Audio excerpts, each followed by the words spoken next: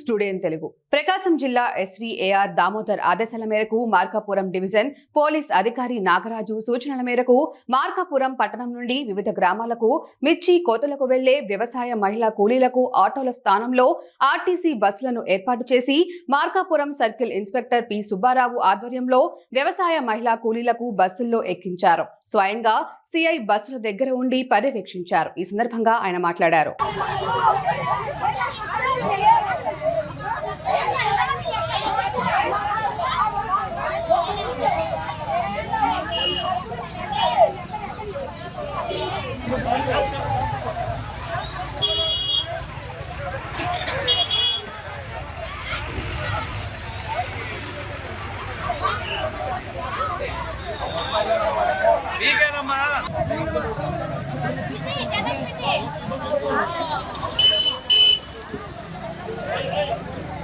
అదే